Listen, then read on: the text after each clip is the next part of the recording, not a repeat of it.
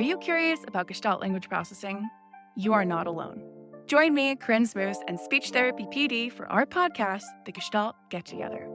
Our episodes try to balance the enthusiasm and excitement about GLP and its associated intervention ideas, as well as a healthy dose of skepticism about how to understand and integrate this paradigm shift into your career and the field at large.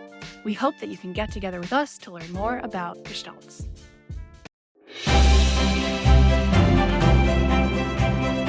Welcome to Brainstorms, Functional Neuro Rehab for SLPs, presented by SpeechTherapyPD.com. This podcast is designed for the adult medical speech-language pathologist. Most of our audience members work in settings such as acute care hospitals, private practice, outpatient hospital clinics, and inpatient rehabilitation hospitals. Each episode has an accompanying audio course on SpeechTherapyPD.com and is available for 0.1 ASHA CEUs.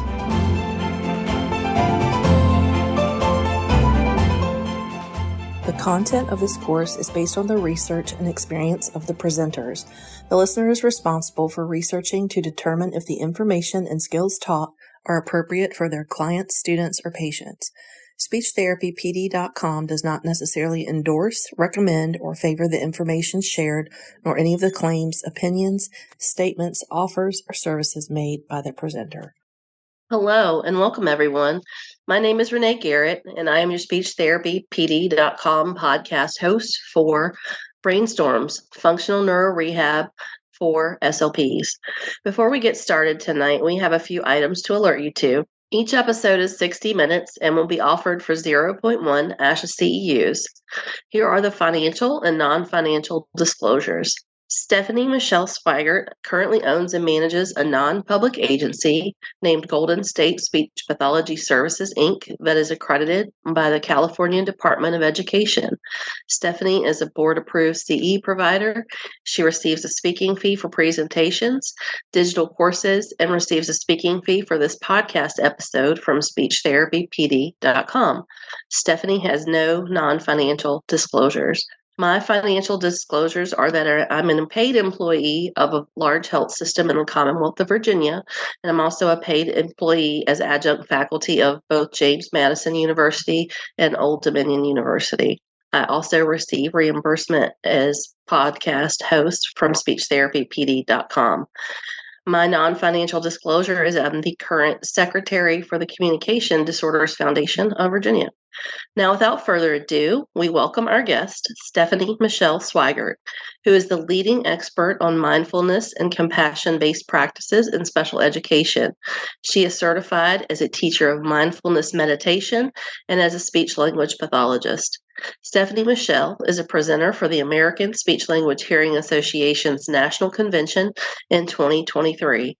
She is the founder of a woman-owned non-public agency, Golden State Speech Pathology Services, Inc., since 2013. Stephanie Michelle is the author and creator of the popular course Shift Makers 1.0 and the framework to becoming a mindful speech clinician. She is also a speaker and YouTube host for SpeechTherapyPD.com. Her insights have been featured on numerous podcasts, including Keys for SLPs and Speech Science Podcast, where she shares her passion and thought leadership on professional holistic practices. She believes in the mission and is a supporting member for the Center for Nonviolent Communication. Stephanie's unwavering dedication to empowering individuals to use clear and compassionate communication underscores her mission to make a profound impact in the world of special education. Welcome, Stephanie. It's so great to see you again. Thank you. Thank you so much, Renee, for having me and for that introduction. It was so thorough. I appreciate you. And I appreciate SpeechTherapyPD.com for welcoming me back and having this opportunity to be with you on your podcast. Thank you so much. Oh, you're so welcome. Yeah, and I'm very interested in this topic because I think it's such an important thing when we're thinking about not only our relationships with our patients and clients, but our coworkers and our other colleagues. And so many of us face workplace challenges quite frequently, especially when you're working for a corporate entity. And so if we jump right in, what are some of those common workplace challenges that we as speech language pathologists face? And how can we use compassionate communication strategies to help us address these challenges? Right. So when we think about the times, I mean, we are in really difficult times right now in our world as a whole, in a collective space, in our work environments, in our homes. There are a lot of challenges that are presenting themselves. Challenges are everywhere. Conflict is everywhere. We can't avoid it. And you're asking about different challenges that we face in the workplace. And I think a lot of different professionals on teams in special education, or actually in any setting, wherever you practice, can really relate to the fact that I kind of think of, if I were to like write out a list of my challenges, it would be just as long and ever flowing like my to-do list. It never goes away. And when we solve one problem, a new one comes. I mean, it's just, they're everywhere, and it's normal, and it's a part of life.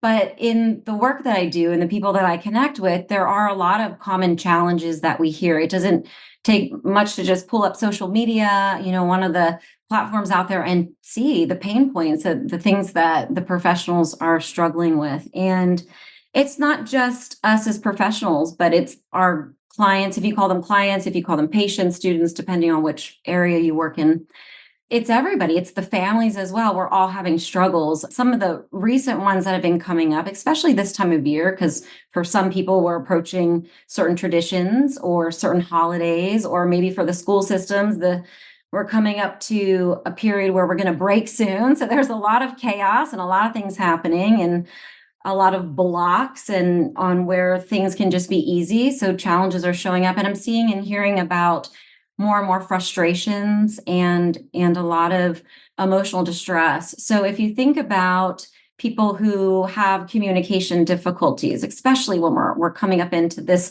time of year where we're super social, and you have maybe people who have this emotional distress due to not being able to communicate, their frustrations might be running really high, whether it's adults, whether it's students, again, whether it's families.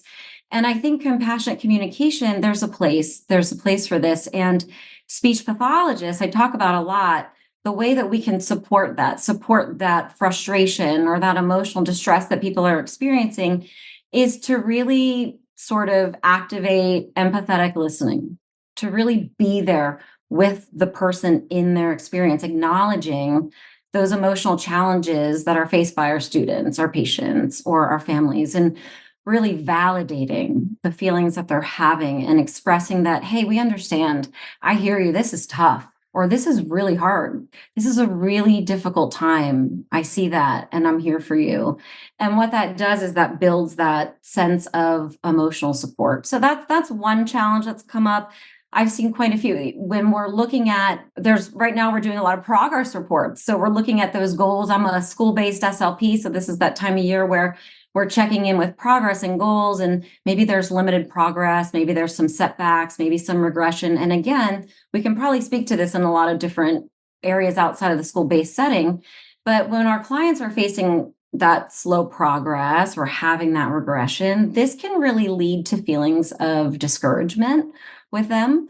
And compassionate communication is a really great tool at this time, because we can come in and begin to use this strength-based communication. We've been hearing a lot about strength-based communication and focusing on the positive aspects of therapy, acknowledging those smaller achievements, even if it's 3, 4, 5%. Sometimes therapists are worried about saying, well, they only made tiny little progress, but we can get really excited about that tiny little progress. And that tiny little progress can actually be great gains depending on where our client is. And so I think when we think about our goals right now at this time of year too, sort of setting those realistic expectations and really thinking about ways that we can motivate and empower our patients. And we can do that through compassionate communication. We'll talk about later what that is and what that looks like. But another piece too, Renee, I think this is one of the strongest pieces, and speechtherapypd.com did a great conference on this. It was their autism conference that they did over like not too long ago. And I really enjoyed being a part of that. It talked about interdisciplinary communication and how we practice with others, collaboration is such a huge piece of what we do as being a part of a team. Absolutely. So the people that you're on a team with probably look different than the people I'm on a team with. Who would be like your typical people that you would collaborate with over one of your clients? So in the outpatient setting, I'm on the same side of the hallway as the occupational therapist. We're in a different office than the physical therapist. So it would be really effortful for us to communicate, especially given our productivity standards being incredibly nuts at 100%. But the occupational therapists are right there. So we tend to have a little bit more ongoing conversations about patients. And interestingly enough, I work with a chiropractor now, and she has given me quite a few referrals because she has had a few patients with different kinds of dystonias and things like that. And she sent me a couple people with muscle tension dysphonia. So, and a couple of voice patients. So that's been interesting because that's different from when I worked in acute care, when it was mostly, nurses, doctors, and whoever was on the therapy team. Exactly. And then when you compare that to a school team, now we have the school psychologist, we have the behaviorist. So we have so many different professionals that are involved in this collaboration piece, and it can be really complex. All the different pieces and parts can be really complex. And obviously, this can lead to communication barriers. There's a lot of barriers that can show up in collaboration. In fact, through the years, that has been my growth edge, is really being able to show up and learn how to be in collaboration with different personalities and different people and different viewpoints. And when we think about compassionate communication, I think about Dr. Marshall Rosenberg. He is the founder for the Center for Nonviolent Communication. And he really stresses this idea about clear, open communication, and clear in the sense of not being vague, because when we're vague, we're leaving room for interpretation. And if we're interpreting things differently, this can obviously open the door to more conflict. But when we're talking about effective communication collaboration, it's this clear, open communication. It's this active listening. This was a really big learning piece for me too, because through the years, I remember, and it still happens with my brain, but and maybe you can attest to this, but how often sometimes we're hearing somebody share and it sets off I already know what I'm going to say to that, or I'm already going into defense, or I'm so caught up in where I want to jump in or what I have to say that I'm not even really fully actively listening anymore to what's being shared. Can you relate to that?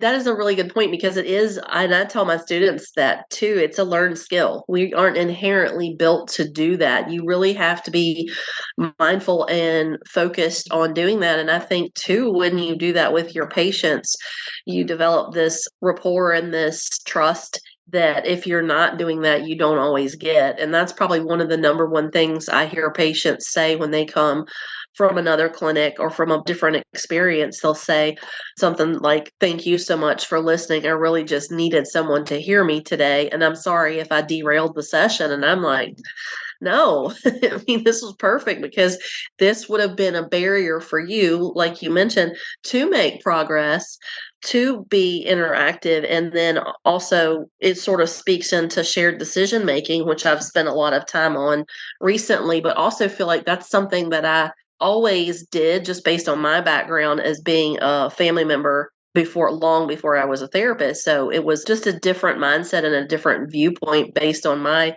life experience. I think those real life examples, and I like a good case study, but the real life examples are the things that people that are in a learning space relate to a lot more, because they can implement things a little easier.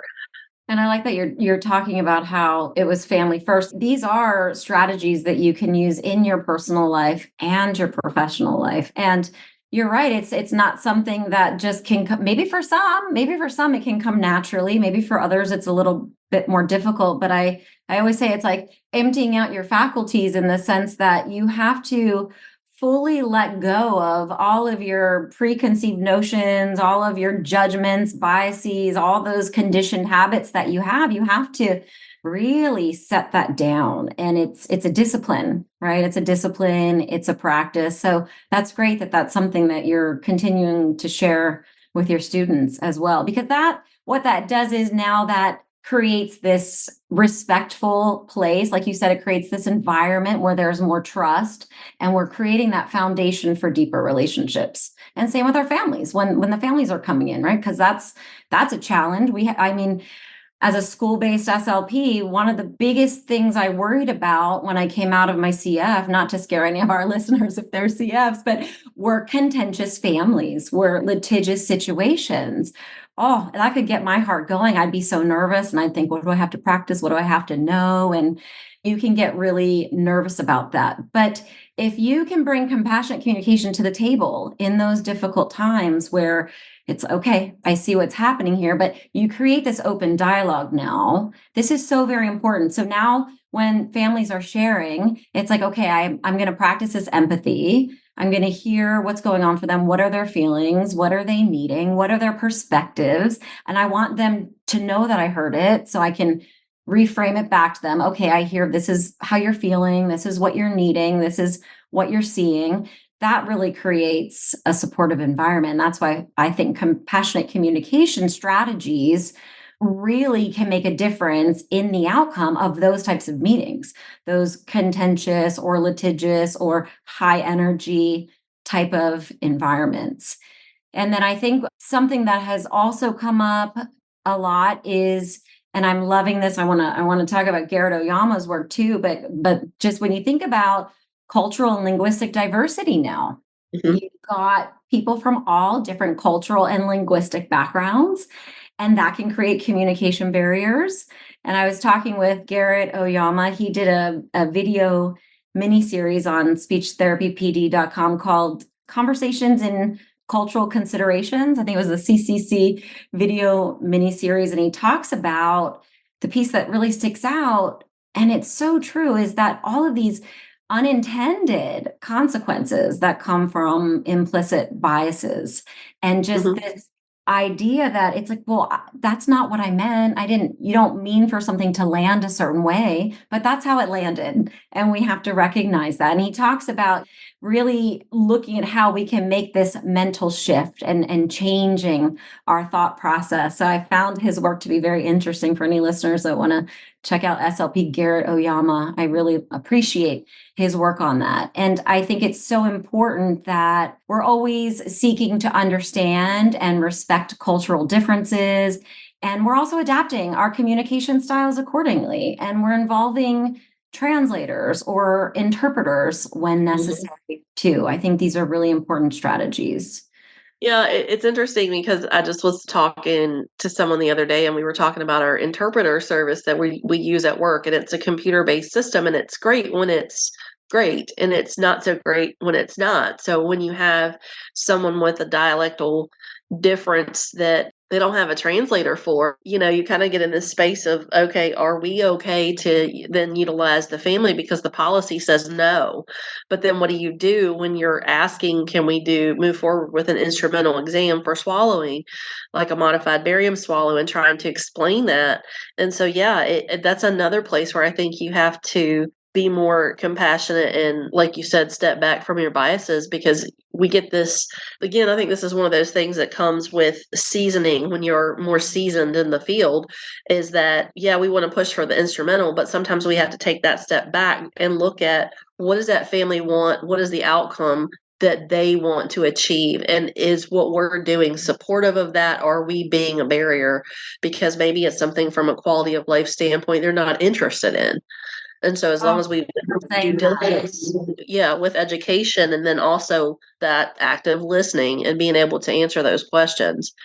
I'm so glad you pointed that out. And absolutely, because it's bringing that gentle curiosity, not interrogation, but bringing that gentle curiosity to wanting to learn more, to see where people stand, to see what they value, what matters to them, what's important to them, and trying to meet their needs as well. And I've learned a lot of great lessons along the way, as you say, as I've become more and more seasoned. I don't know how much seasoning I have, but I don't know how we measure this, but I've been in the field to date maybe 17 years now. And that absolutely has been so pivotal for me when I'm getting to the summary of my reports. Did I check in with the families to see what are they interested in? What's important to them? How do they see my evaluation? Is this something an area of concern or not? So really bringing them in as a key team member and considering their perspectives. And again, that's that curiosity, that's that open dialogue, that's that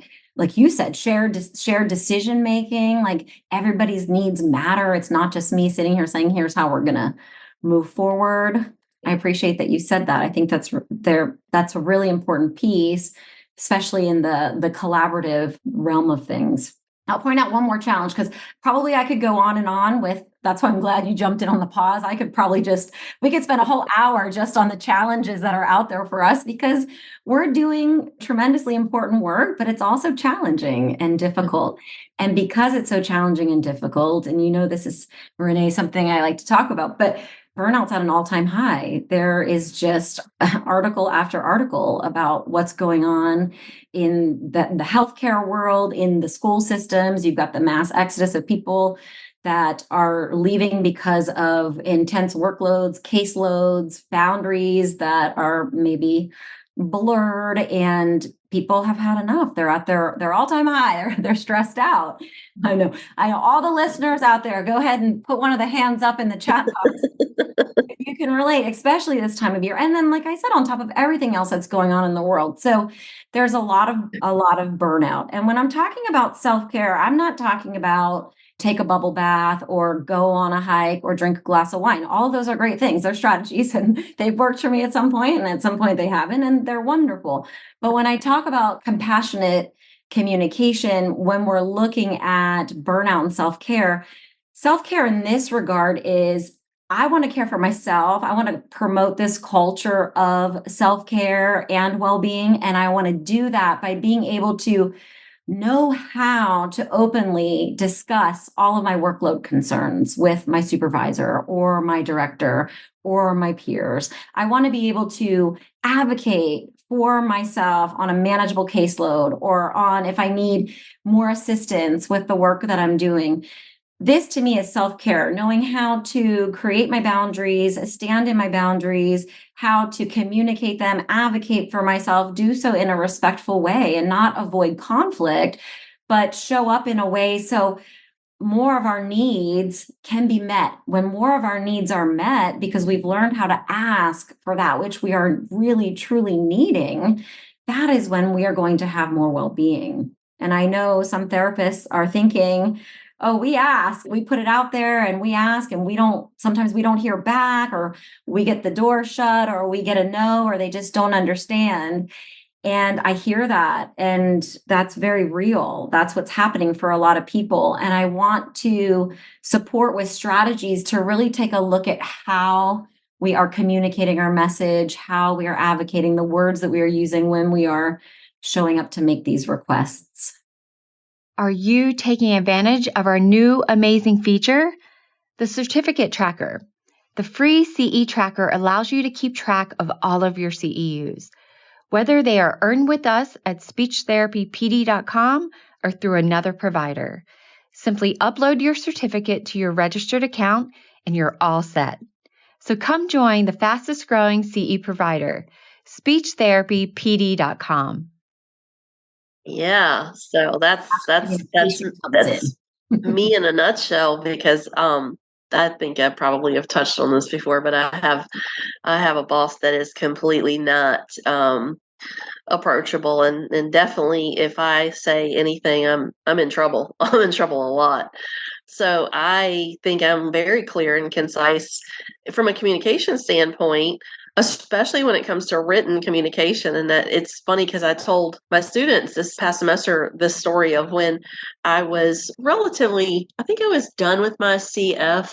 So I was still a relatively new clinician, but we had moved to this format that we were supposed to be using in healthcare called SBAR. So it's situation, background, assessment, and recommendation. So when you write, there's actually in healthcare now, there's a chart, it's like a red flag warning, or when the nurses get a lab value back that's critical, they write it up that way.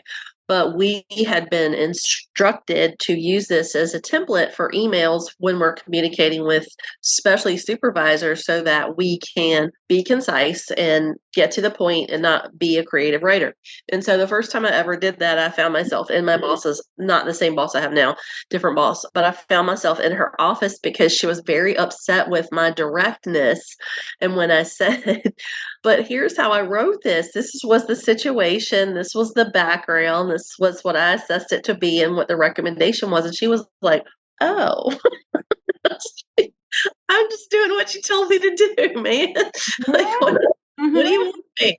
But again, I think, like you mentioned, high stress environments, being effective in our communication skills is really crucial. And so, how do you balance that understanding with the empathy and then dealing with all these other nuanced things that come about, whether it's families, patients, caregivers, because caregivers are sometimes not family, clients of all, across the lifespan, and then also our coworkers, because it is difficult. And like you mentioned earlier, dealing with different personalities can be a challenge. Oh, yes, absolutely. It's a delicate dance. I mean, even in just the story that you shared, and you were asked to provide the information a certain way, you did what you were told, and then but that's not how it landed, right? So it landed differently, and it sounds maybe that it wasn't, you got feedback that it wasn't maybe well received in the way that you sent it.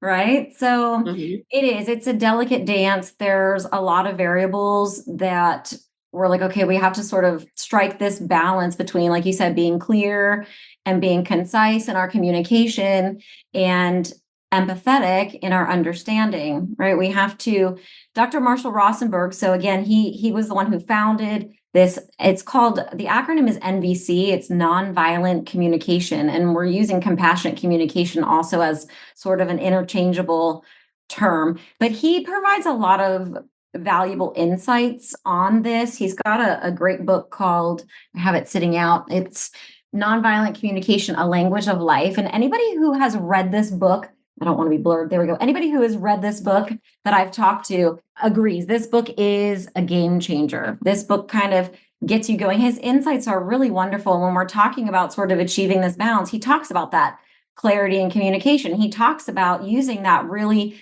simple language, because that simple language promotes more understanding. So when we want to move away from that jargon or that overly complex terminology, when we're offering details about diagnoses or treatment plans or our expectations, and in being real clear, this actually promotes trust, right? People don't think you're trying to slide something in there or get away with something. It's very clear. You've got the foundation of trust.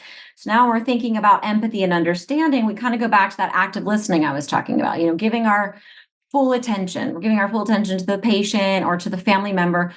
But what this delicate balance is, we're not just hearing the words now. And I always kind of use an onion as a way to describe this as an analogy, but it's sort of unpeeling all the layers of the onion. So it's like getting beneath the words that are being said to really understanding emotions and concerns that lie beneath that, right? Because behind every judgment, blame, criticism, Marshall says, is a tragic expression, someone's tragic expression of an unmet need. So when we're hearing people, we have to kind of unlayer it and try to acknowledge and validate whatever's going on for them, whatever their emotions are, the clients or the families. And again, this is creating and building a connection that's based on empathy. And then you have his nonviolent communication principles. And these are what I love. This is what I spend a lot of time teaching on. This is a pathway. And it's really kind of separating when we look at situations that we're looking at them from an observational standpoint, and we're sort of weeding out our evaluation or our opinions and kind of sticking to the facts. So we're describing maybe behaviors or situations without attaching our judgment to it when we're in conversation with another person, right? Because this is now, when I'm objective and I'm pointing something out to you, I'm now removing the possibility that you might feel threatened or go on the defense, right? Which is now going to keep your ears open a little bit more to hearing what I have to share. And then when we move from our observations, Marshall says we go into our feelings and our needs. So this is learning how to, and I know this is cringy for some people to think about, but we have to start to be a little bit more open about sharing our personal needs and our feelings and what's going on for us. And also creating that space for our clients and for our families to be able to do the same. And we connect to universal feelings and universal needs. As Marshall put it, he's got great charts on this. It's if you go to my website at goldenstateofmindpd.com, on a blog post, I have these charts that come from his book. I love these because he says when we can stick to universal feelings and needs, it helps us relate to one another more, right? Because we've got this mutual sharing where now it's like, oh, I understand you. I've felt that way before, or I've had those needs. And this deepens our connection together, right? In being in this space. And then we're using I statements, right? So if I'm delivering information, I'm going to frame my statements in a way that it's my personal experience. It's my personal perspective because I'm saying I'm not saying you, right? I'm saying I feel this way. I need this. I missed out on this. And this, when we use I language, when we go into our meetings or we're sitting down with our clients, again, this is helping them to no longer feel blamed or criticized, right? So some of these strategies, or even like this is a big one that comes up. I try really hard to use the compassionate communication strategies in my own home, right? And with my partner, my daughter's dad, and sometimes, and he knows I use the compassionate communication, but my tone or my body language is not compassionate at all, right? I'm trying so hard, but he's like, Stephanie, like, this is speaking so much more right now. And it's true. Like, we have to be very aware of making sure that we balance this sense of calm and reassurance when we are delivering our information, because we can have all the right words to say and we can learn these strategies and use I statements and connect our own feelings and needs in a non-judgmental way. But man, if our tone of voice isn't on point, that person might still not be listening, and we're going to lose that connection. And wherever we wanted to go in that conversation, that opportunity was just lost. So kind of remembering that mindful tone and body language is going to be another key aspect. And I think what you said, right? Like you said with the family, going to your families and with the swallow study, kind of asking them, getting feedback from them, and you were encouraging them if they had any questions to be able to talk to you and inviting that experience. I think this is really important because this is also going to help. If there's any misunderstandings, this is where we're going to iron it out and things are going to become more clear. It's like, okay, I'm hearing you say this. Did I hear that right? Or I'm hearing this is important to you. Did I get that right? And kind of cross-checking our information and really just staying committed to being open to letting them share in that safe space with you. I think all of those pieces are so important in really striking that balance. They're all kind of equally important when we're communicating. Well, yeah, because especially in the hospital, you're in this time crunch of everybody wants everything done now. And especially when it comes to testing, and the doctor wants a diet recommendation yesterday, and they want you to have this whole thing figured out. And sometimes it's not as simple as it sounds because we have other extenuating factors that we do not have control over. And then also thinking about email communication and text communication, which, I don't text my patients and I don't email my patients, but definitely when it comes to professional colleagues, again, spouse, family, you can misinterpret the tone because that nonverbal communication is taken away. We don't have that face-to-face interaction. And so we hear that a lot too with the email tone that you sent was not appropriate or getting picked apart when all you really were trying to do was be factual and brief and get out the things that you were trying to say in a way that is concise. It's so true. I read my emails and at least try to say, like, once I get the bulk of the email, I'll go back and try to at least throw a sentence in being like, hi, how are you? Or happy holidays if it's coming and they celebrate holidays, or I'll try to throw something, warm in there too. But I do go back and double check emails like you're saying, because sometimes we're in a hurry and we are just putting in the information. But you're right, when it's being read, it could come across differently than the way that you had intended to share it. So it is sometimes important to go back and revisit and make sure that it's approachable, that it's open, that it's clear, there's not going to be any misunderstandings with it. Yeah, we just have to be mindful and double check that when we can and if we can.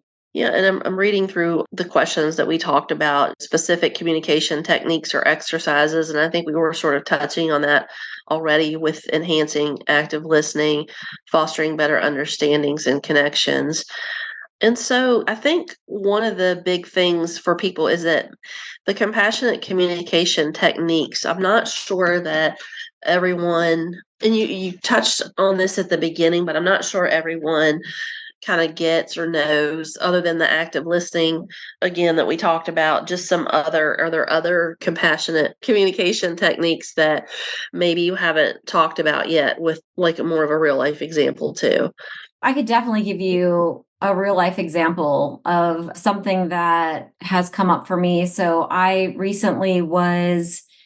did my last assignment that I covered for a maternity leave assignment at a school district. And so I was there for 10 weeks, and you only can build so much of a relationship with your students and their families in short time when you're sort of that the substitute person that's coming in, and you do your best.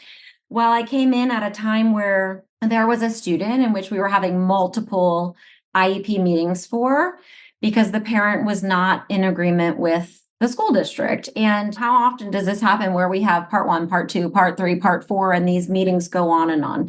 And I can tell you that in the first 2 meetings, I observed that mom said, "I don't trust the school district. I don't agree. I don't believe what you're saying. I don't see this at home." There was a complete disconnect, if you will, from the team and mom. And in my opinion, it became this environment that felt like us against you, right? Like very separated, very disconnected, high energy. Team members leaving the meeting, you would hear some criticism or blame. You heard people sharing their feelings. They were frustrated, they were upset, they were hopeless. Like, what isn't she seeing? What isn't she understanding? So the district wanted to put the student into general education with a 504 plan, some supports, whereas mom wanted more of a restrictive environment. And so this is where sort of the conflict was. And so everyone's leaving these meetings exhausted, upset, just discouraged. But it's funny because everybody has the same goal in mind, to support the student and to get what's best for the student. Well, along comes part 3 of the IEP meeting, where they invited the director down. And Renee, it was night and day. I was blown away by the school director. She came in, immediately connected with the parent. She sat there and she recapped, "Okay, these are the notes I have. This is what I'm understanding. This is what you stated in the previous meetings." Right away, she was super clear in repeating back and reframing back to parent exactly all of parents' concerns and feelings, which validated the parent. It validated what was going on for her. It immediately created this trust relationship between the director and the mom, because the director was, "I see you, I hear you, I understand this. That does sound." She was calm. She was very well composed, very natural. I say tender. She was very tender in her approach. And she stayed objective, though. She said, "Listen, this is the facts. This is the law, and school districts were required to do certain things. We have certain guidelines that we're held to. So this is where I'm coming from." So she stayed completely objective. And even though the district and the parent had the same vision for the education of this student, and even though they were still in disagreement when part 3 ended, mom still didn't see eye to eye, it became a we situation. I am telling you, with that director there and the type of compassion, I was like, she must know compassionate communication strategies. I'm going to check in with her later, because I saw the empathy, the active listening, like the reframing, what I heard you say to make sure we're clear, the curiosity, the questions, the safe space. And mom became vulnerable and started crying. And it was almost like mom was softening. We were all softening. I walked out of that IEP meeting and I felt good. I felt at peace. We were not in agreement. Mom most likely was still going to file and was still going to go to due process over this. But the point is even though we didn't see eye to eye, when we left that meeting, we were all connected. We were laughing and sharing silly stories about the student with mom, and mom was sharing silly stories with us. And we were all in this good space, a space where if I saw a mom maybe at a grocery store, like weeks later, outside of the school setting, I wouldn't feel embarrassed or nervous or be like, "Oh, like hiding behind a cereal box, because we left in a good space. We were respectful to each other. And there was just this dance of, I understand you and I hear you. And we see that we don't see eye to eye, but that's okay too. And we can be in this space peacefully and harmoniously. And we're going to be better because of it. So that was one example where, can I share this little poem from David White that it's only just a couple sentences? Oh, sure. Yeah, absolutely. It kind of wraps into this story. And I think it's so beautiful. It's a good close to that little personal story that I'm sharing. But it's called Enough by David White. And it goes like this. It's enough. These few words are enough. If not these words, this breath. If not this breath, this sitting here. This opening to the life we have refused again and again until now. And it makes me think of these IEP meetings where we are so closed. We're so stuck on our agenda. We are so directed that things have to be a certain way, or maybe at times I might put what I think should be or what matters to me at the top, what everybody else is feeling or needing. And it's like when we just stop and we open up to what's really here and we get really present with what's going on, amazing things can happen. So I love that poem by David White. And I love this as a reminder that when we go into these meetings, conflict doesn't have to be a negative thing. We don't have to fear it. We don't have to avoid it. We can find the strategies and the skills to show up in it and to be okay in it. Yeah, and I think it's really applicable, like you brought up the school system story. So for me, there's been many times when I've been in a space where we're looking at potentially having a patient that needs to be comfort measures only. And again, when I was much younger in my career, I will say, when I worked in inpatient rehab, I was not intimidated by the physicians because they always treated us as if we were part of the team.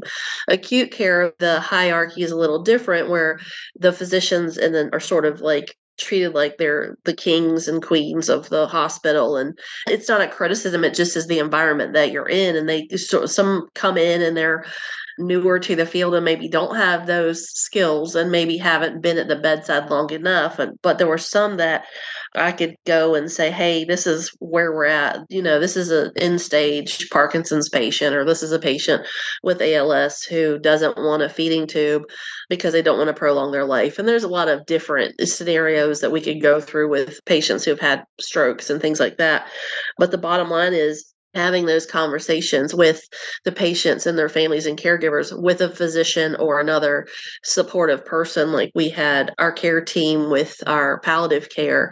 And there's been many a times when I went in the room and sort of act as the bridge for the family with those folks, or vice versa, where I would say to the palliative care team, hey, I really need you to come in. And even though this isn't an end of life thing right now, the family needed that liaison of between the therapist and the medical team. What are we seeing, and how their training is so crucial to having that effective communication, and then having that environment where the people felt heard and felt, like you said, felt seen. And again, we used to advocate a lot harder for things like thickened liquids at the bedside and feeding tubes and all that.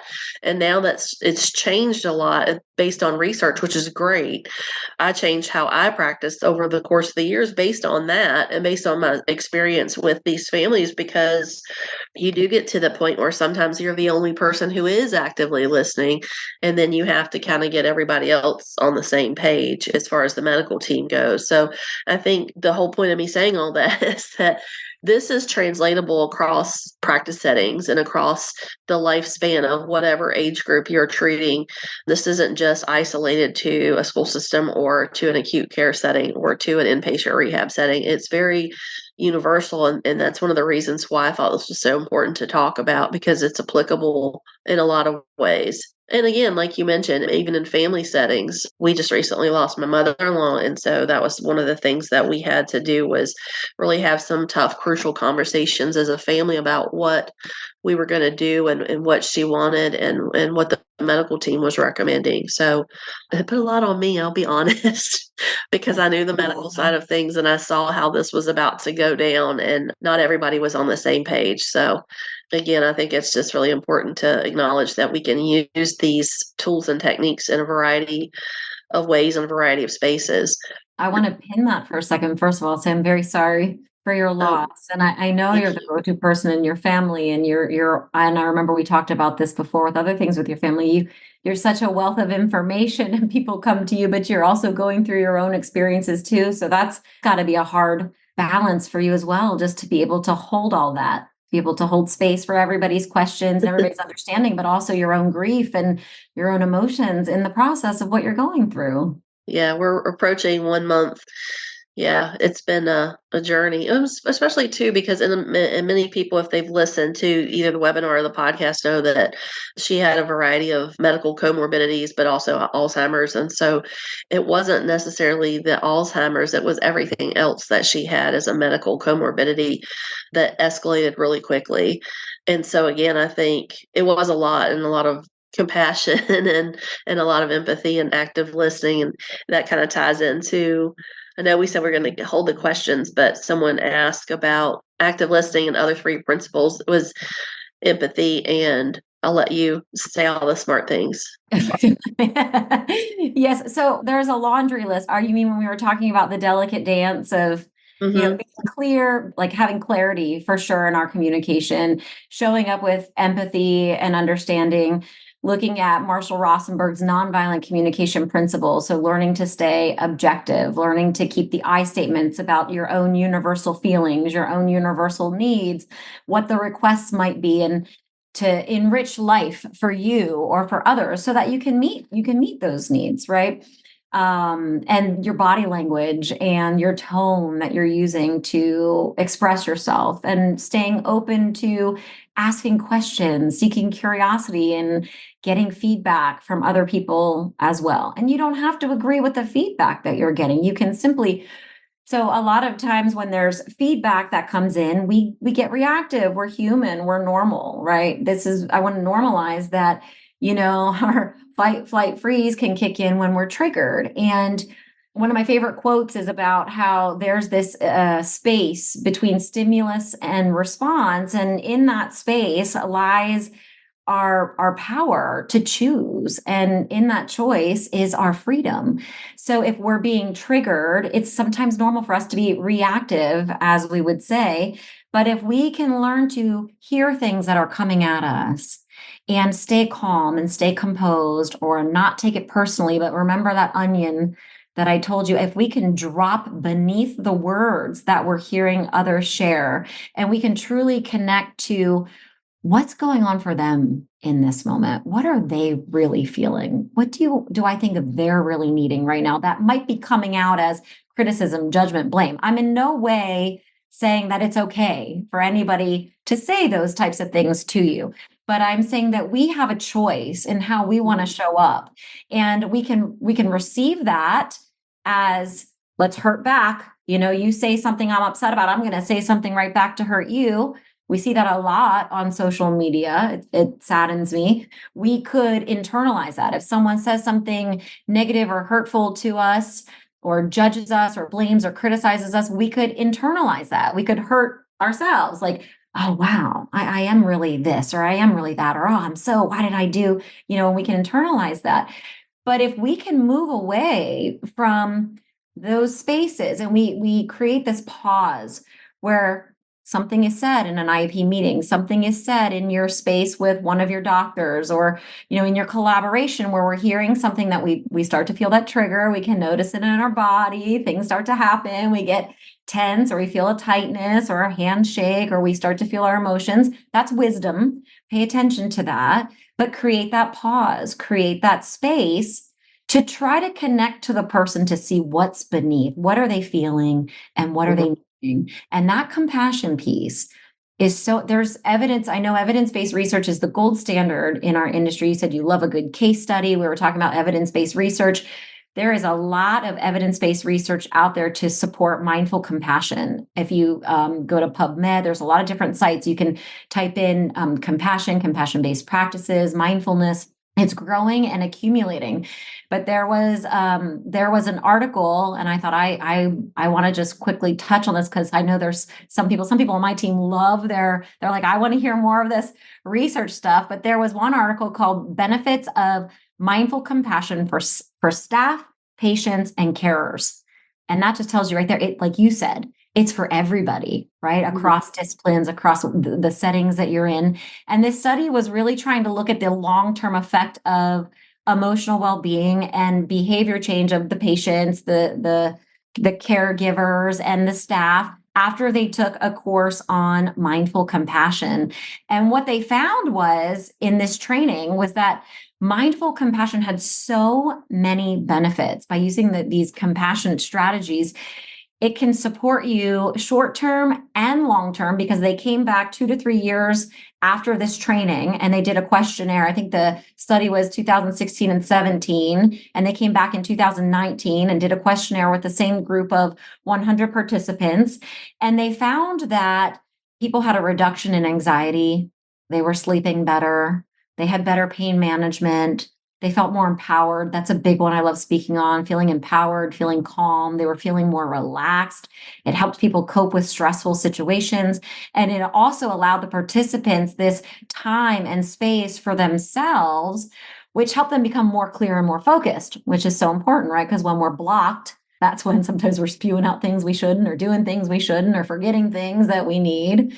So there's a lot of evidence-based research that is out there to support mindfulness, mindful compassion, compassionate communication, and strategies. So I welcome those who are interested in that, who are listening, to really tap into those and see the benefits for yourself. Yeah, I think that's great too, because again, we are all about the evidence-based practice. And I think when you see the research for it, and we will add that to the show notes. There's a couple of resources Stephanie sent me today, and I'll send those over so that they're in the show notes as well.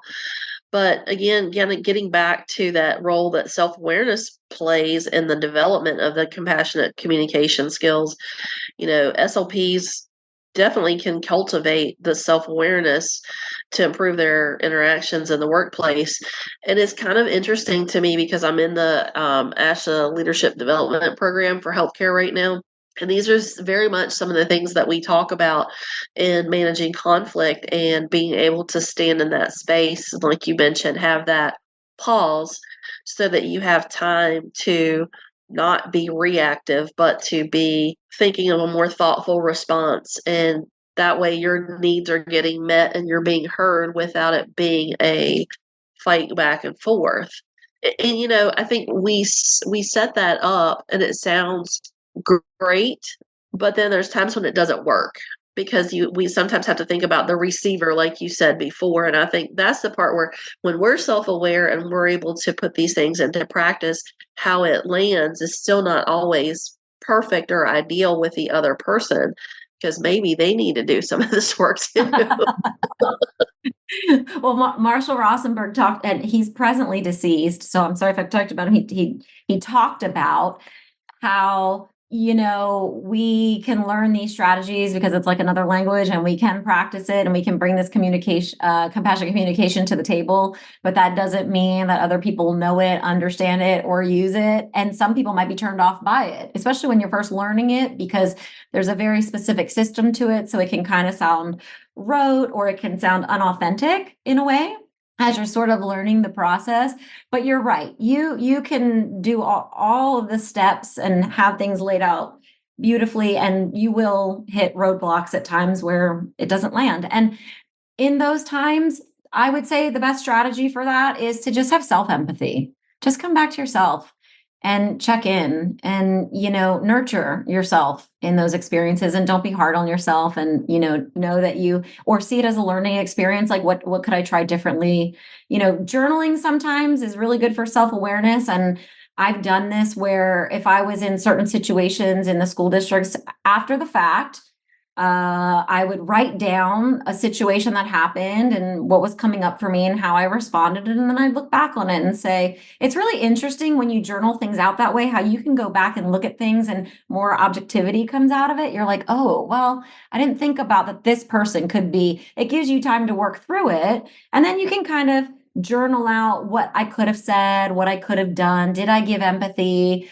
How might they be feeling? What might they have been needing in that circumstance? And if we do that enough, even though it's after the fact, what happens is we're really training and teaching ourselves and setting ourselves up to be more proactive in the future rather than reactive. Because guess what, guys? These types of conversations and conflicts, they're just going to keep coming. Like, you can avoid this one, but there's going to be another one. So if we get in that habit of bringing that self-awareness of what's going on for me, what am I feeling? What am I needing? But then also thinking about others. And when it doesn't land well, coming back to ourselves and having that self-compassion and that, that empathy for self in those moments, if you can, if you're capable. Yeah, and I think that's good too, because I just actually used this whole journaling. Well, I've used it before with patients, but one particular that stands out was a young female who was diagnosed with functional neurologic disorder, and she was having a lot of times where she was triggered and having vocal tics and physical tics, and was not diagnosed with Tourette's, was not diagnosed with autism, but we did a sensory profile on her, and she was low sensitivity and highly, I can't think of the word right now because the words are failing, but not highly reactive, but she needed more stimulation as far as sensory goes. So she likes spicy foods and she liked certain smells and things like that. And so we started using that as part of her therapeutic process so that she could identify the triggers of what was happening to her. And so it's interesting for those of you who have iPhones, because the new update has and I don't know if you'll be able to see this. I don't think you can. It's too late. Welcome. It's journaling. There's a journaling app now that's embedded on your iPhone, and you can actually schedule a time for writing, make it a habit, lock it up, Wow. write about it, add photos, add places. And so I think that's kind of cool because it's free. And for those who are more technology driven and want to be able to type it in or text it in to an electronic device, I think that's a really cool feature. And I'm not getting reimbursed by Apple or anything like that. I just thought it was kind of cool and interesting to put on there. Yes, I know. I do that same thing with GoodNotes, the app, and I'm like, I'm not an endorser. Is it? I don't even know the word for it, but I just love it so much, so I promote it too. But it's that same idea where you can write, you can add pictures, and it's an app, and I love that idea because, and like you said, you could voice memo it, you can type it, you can handwrite it, but just taking that pause or that moment to practice journaling, even if it's just for a couple minutes. Because regular self-reflection and journaling can really help to explore your various reactions that you may have had in different circumstances. And then after the fact, you go back and you look, you may see things that you haven't seen before. And plus, because we know emotions come and go, if maybe you were journaling when you were in an emotional moment, it'll be interesting to go back and look at it when emotions have changed, because they change like the weather, to go back and look at it when you're in a different emotion and see what you see at that point in time. It's just a tool for yourself. Yeah. I mean, I use a journal for my garden. I know it sounds lame, but I love that. sometimes I just put like weather conditions because I'm in coastal Virginia and you never know how it's going to be and like what seeds sprouted and when did I put plants in the grow light and how did they do? Oh, that's amazing. But if I don't do that, like I can look back and see like what date did I plant this last year? What do I need to do differently because the weather's different or whatever it is. And so Right. I think people get stuck. My sweet neighbor is she calls it all the woo-woo stuff, numerology and some crystals and stuff. And she doesn't share that freely with a lot of people, but she always says that journaling, people think that that's a woo-woo task. Oh, really? That's what she says. She feels like people think that she's a little odd, is how she always terms it.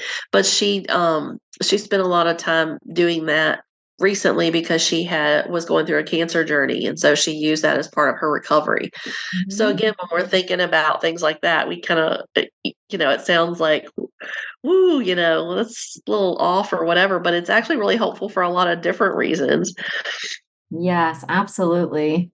So we do have, what is Robert's last name who talks about clear, effective communication? The only Robert that came to mind for me was Robert Fulghum. Everything I ever need to know, I learned in kindergarten. Uh-huh. Remember that Somebody gave author? me that for graduation when I graduated from high school. Yes. Are you talking? The chats? Yeah, I'm just wondering if she's talking about Marshall. Oh, are you talking about Marshall Rosenberg? So I can type in the chats too, but yeah, I'm talking about if you are. Yes, okay. Dr. Marshall Rosenberg. Yes. And he is presently deceased, but he started the Center for Nonviolent Communication. I do want to shout out their website if you'd like to learn more. It's cnvc.org. And I'm going to put that right here, cnvc.org, in the chat for Center for Nonviolent Communication, because there's actually, you might find that there's local organizations and support groups and different teams where you can get together and meet with people in your local area that are practicing this nonviolent communication or compassionate communication. So it's worth kind of going to cnvc.org and seeing what local organizations are near you that support this. But NVC is used in over 35, I think, countries across the globe. It's used in, big businesses. It's used in schools, the healthcare industry. It's used with kids. It's everywhere. It's been around for a really long time. And for the simple reason that the strategies work. They work to help develop peace. And Marshall Rosenberg, he said compassionate communication he termed it as a way to communicate from the heart space and help us connect back more to our authentic selves. And I look at compassionate communication as life-serving communication. And there's so much that we do that's life-serving. So if we can wrap all of our communication into that too, then that would just be amazing connections and deeper relationships and more productivity and more effective outcomes for us in the field. Stephanie, thank you so much. I have 9:04, so we can wrap it up. But thank you, Stephanie, Michelle Sweigart, so much for joining us tonight. It's always lovely to chat with you and catch up, and I just appreciate you so much and the work that you're doing and the time and space that you share. And so, any last remarks or? Just so much gratitude for everybody and for the people who showed up today, the participants, and for those who are listening, whether it's live or in the library. There is a reason you were called to this particular podcast episode. There's a reason that you're here. So listen to that wisdom, and hopefully there's some golden nuggets that you can take from this episode into the work that you do that will just really ripple effect and touch so many lives. So thank you everybody who came, and thank you, Renee, for your podcast and for your contributions to the field of speech pathology. I'm so excited for you and all that you are creating and co-creating with others. And it's really, really inspiring. And thank you so much for having me. And thank you to speechtherapypd.com. And thank you, Stephanie. It's so great to see you. And thank you for everybody that participated. We look forward to seeing you again. Thank you. If you have indicated that you are part of the ASHA registry and entered both your ASHA number and a complete address in your account profile prior to the course completion, we will submit earned CEUs to ASHA. Please allow 1 to 2 months from the completion date for your CEUs to be reflected on your ASHA transcript. Thank you for joining us at today's podcast. Remember to go to speechtherapypd.com to learn more about earning ASHA CEUs. We appreciate your positive reviews and support and would love for you to write a quick review and subscribe.